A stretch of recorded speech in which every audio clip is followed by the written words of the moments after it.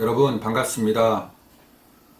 오늘도 하나님의 말씀과 동행하며 그 말씀 안에서 평강을 누리는 하루가 되시기를 바랍니다. 기도하겠습니다. 하나님 감사합니다. 오늘도 말씀과 동행하면서 그 말씀이 우리 안에 환하게 비추어 모든 어두움을 몰아내고 하나님 주시는 기쁨과 감격과 평강을 누리는 하루가 되도록 도와주옵소서. 예수님의 이름으로 기도드리옵나이다. 아멘. 오늘은 에스겔서 33장 21절에서 33절 말씀입니다.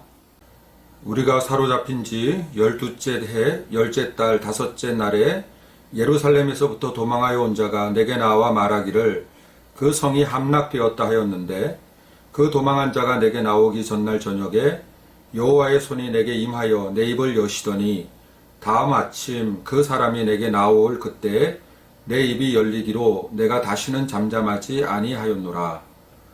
여호와의 말씀이 내게 임하여 이르시되 인자야, 이 이스라엘의 이 황폐한 땅에 거주하는 자들이 말하여 이르기를 아브라함은 오직 한 사람이라도 이 땅을 기업으로 얻었나니 우리가 많은즉 더욱 이 땅을 우리에게 기업으로 주신 것이 되느니라 하는도다.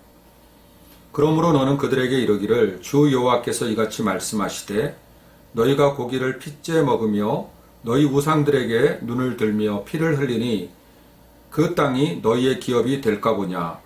너희가 칼을 믿어 가증한 일을 행하며 각기 이웃의 아내를 더럽히니 그 땅이 너희의 기업이 될까 보냐 하고 너는 그들에게 이르기를 주 여호와께서 이같이 말씀하시되 내가 나의 삶을 두고 맹세하노니 황무지에 있는 자는 칼에 엎드러뜨리고 들에 있는 자는 들짐승에게 넘겨 먹히게 하고 산성과 굴에 있는 자는 전염병에 죽게 하리라. 내가 그 땅이 황무지와 공포의 대상이 되게 하고 그 권능의 교만을 그치게 하리니 이스라엘의 신들이 황폐하여 지나갈 사람이 없으리라. 내가 그들이 행한 모든 가증한 일로 말미암아 그 땅을 황무지와 공포의 대상이 되게 하며 그때 내가 여호와인 줄을 그들이 알리라 하라. 인자야, 내 민족이 담 곁에서와 집 문에서 너에 대하여 말하며 각각 그 형제와 더불어 말하여 이르기를 자, 가서 여호와께로부터 무슨 말씀이 나오는가 들어보자 하고 백성이 모이는 것 같이 내게 나오며 내 백성처럼 내 앞에 앉아서 내 말을 들으나 그대로 행하지 아니하니 이는 그 입으로는 사랑을 나타내어도 마음으로는 이익을 따름이라. 그들은 내가 고운 음성으로 사랑의 노래를 하며 음악을 잘하는 자 같이 여겼나니 내 말을 듣고도 행하지 아니하거니와 그 말이 응하리니 응할 때에는 그들이 한 선지자가 자기 가운데 있었음을 알리라. 아멘. 얼마 전에 TV를 봤는데요. 바둑기사 이세돌 씨가 나왔어요. 아이들 한 20명에게 바둑을 가르치는데 먼저 아이들 한 사람 한 사람과 바둑을 두고 그리고 나서는 그 바둑판 위에 있는 돌들을 다 치웁니다. 그리고 다시 한 사람 한 사람씩 똑같이 먼저 두었던 그대로 복기를 하더라고요. 놀라운 것은 이 이세돌 기사가 20명의 아이들과 둔 바둑을 하나도 틀리지 않고 그대로 복기를 해내더라는 거예요. 제가 깜짝 놀랐습니다. 여러분, 이 바둑 실력을 빨리 향상시키려고 하면 무엇을 잘해야 하는가? 바로 이 복기를 잘해야 한다고 합니다. 보통 사람들은 실패를 하거나 시행착오를 인생 가운데 겪으면 그 기억을 빨리 머릿속에서 없애려고 하죠. 자신의 인생에서 부정적인 사건이 없었던 것처럼 만들려고 한다는 거죠. 하지만 실패하더라도 눈을 부릅뜨고 그 순간을 기억하는 것이 성장의 지름길입니다. 떠올리고 직면해야 하죠. 실패의 이유를 다른 데 돌리지 말고 어떤 부분에 문제가 있었는지 하나하나씩 되새겨보는 복기가 필요합니다. 오늘 본문을 보시면 이 에스겔 선지자가 예루살렘 성의 함락 소식을 듣게 되죠. 예루살렘에서 도망쳐 나온 한 사람이 바벨론에 먼저 포로로 잡혀와 있던 이 에스겔에게 와서 결국 예루살렘 성이 함락되었다라고 하는 소식을 전해준 것입니다. 그때 이 에스겔에게 어떤 일이 일어나게 되죠? 자, 22절 보시면 그 도망한 자가 내게 나오기 전날 저녁에 여호와의 손이 내게 임하여 내 입을 여시더니 다음 아침 그 사람이 내게 나올 그때 내 입이 열리기로 다시는 잠잠하지 아니하였노라. 아마 한동안은 이 에스겔의 입이 닫혀 있었던 것 같죠? 그랬다가 다시 에스겔이 하나님의 말씀을 받고 외치게 된 것입니다. 자, 이제 예루살렘 성이 함락되었어요. 유다가 바벨론에 의해서 정복을 당했습니다. 자, 하나님은 이 상황에서 도대체 에스겔을 통하여서 무엇을 말씀하고 싶으셨던 것일까요? 위로였을까요? 소망이었을까요? 우리의 기대와는 다르게 오히려 지금 하나님은 이 이스라엘 백성들을 향한 하나님의 답답한 마음을 토로하고 계신 것 같습니다. 처절하게 멸망당한 상황에서조차 우리 하나님의 마음을 어둡게 했던 이 백성들의 모습은 과연 무엇이었을까요? 오늘 이 부분을 함께 같이 살펴보겠습니다. 자, 먼저 이 에스겔은 남은 백성들, 그러니까 바벨론이 예루살렘 성을 함락시켰을 때 포로로 끌고 가지 않고 그 땅에 남겨두었던 자들이죠.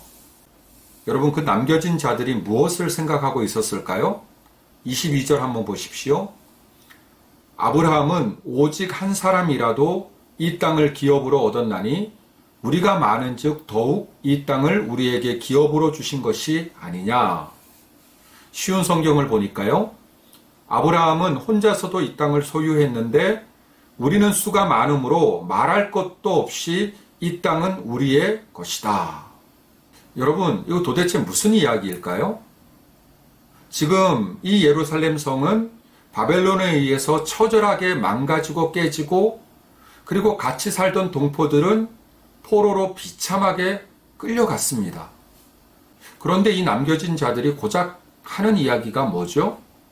아브라함 운운하면서 하나님이 이제 그 남은 자들에게 땅을 주실 것이라고 서로 이야기하고 있는 것입니다.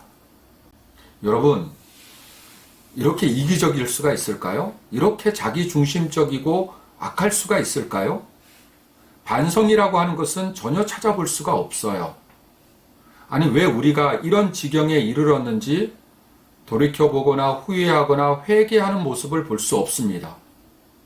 여러분, 그 땅에 남겨진 자들은 여전히 우상을 숭배하고 마음에도 없는 제사를 하나님께 드리고 율법에서 어긋 행하고 폭력과 힘에 의존하고 음란한 짓을 그대로 행하고 있었던 것입니다. 그래 놓고도 바벨론에 멸망당해서 수많은 동포들이 끌려간 이 참담한 현실 속에서도 이렇게 된 것은 이제 그 남은 땅을 우리에게 주시고자 하시는 하나님의 뜻이라고 착각하고 있었다라는 것이죠. 여러분, 왜 이들은 이런 말도 안 되는 헛된 생각에 사로잡혀 있었을까요? 하나님은 딱 하나 지적하고 계십니다. 오늘 말씀의 키포인트인데요. 그게 28절에 나옵니다. 무엇일까요? 권능의 교만이라고 나와요. 교만이 무엇일까요? 교만은 오직 자신만을 최고로 여기는 것이죠. 자기 외에는 다른 것이 보이지 않는 것이 교만입니다. 여러분, 구약의 선지서를 읽어보시면 하나님께서 선지자들을 통하여서 지적하신 이스라엘의 가장 큰 죄악이 무엇인지 아세요? 무관심이에요. 가난하고 고난당하고 공동체 가운데 억압당하고 있는 자들에 대한 무관심이에요.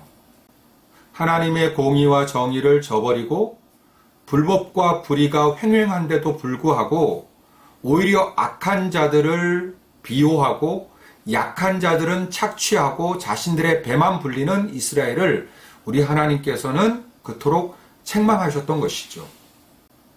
자, 여러분, 그러다가 이스라엘이 망했어요. 다 빼앗기고 흩어지고 무너졌습니다. 그런데도 이들은 여전히 자기만 생각하고 있는 것이에요. 그게 바로 권능의 교만입니다. 우리 하나님께서 어떻게 하시겠다고요? 그 권능의 교만을 그치게 하시겠다는 거예요. 거듭거듭 그 땅이 너희의 기업이 되겠느냐 마치 조롱하시듯이 말씀하고 계세요. 저는 한 20년 이상 교회 사역을 해오면서 한국교회 쇠퇴기라고 할 수 있는 시간들을 보내고 있습니다. 기독교 교세가 급속히 하락하고 약화되는 것은 어제 오늘만의 일은 아니죠. 작년 9월에 한국복음주의협의회라고 하는 곳에서 한국교회에 고하는 청년들의 외침이라는 주제 발표가 있었습니다. 20대, 30대, 40대 청년이 한 명씩 나와서 한국교회에 대한 자신들의 목소리를 전달했어요. 먼저 20대는 한국교회가 현재와 함께 호흡하지 못한다는 점을 지적했어요. 30대는요, 교회는 세대 간 갈등을 인정하고 젊은이들을 판단하기보다는 이해해 주기를 바란다는 얘기를 했습니다. 그리고 마지막 40대는 교회가 사회 변화에 대해서 방어에만 급급했지 제대로 대응하지 못해서 역동성을 잃어버린 채 경직되고 교회가 구조화된 점을 지적했어요. 이분들이 모든 젊은이의 의견을 다 대변한 것이라고 말하기는 조심스럽지만 저는 이들의 말에 우리가 귀를 기울여야 될 이유가 충분히 있다고 생각합니다. 적어도 오늘날의 젊은이들이 본 교회의 모습은 불확실한 시대에 이웃을 제대로 품고 끌어안지 못했다라고 하는 것이 공통된 의견이에요. 이들은 교회가 세상이 악하기 때문에 그런 세상과 분리해서 흔들리지 아니하는 믿음을 지켜야 된다는 것은 잘 강조했지만 교회가 세상의 아픔에 귀를 기울이고 고통당하는 이웃과 함께 우는 일에 대해서는 매우 소극적이었다라는 것을 이야기합니다.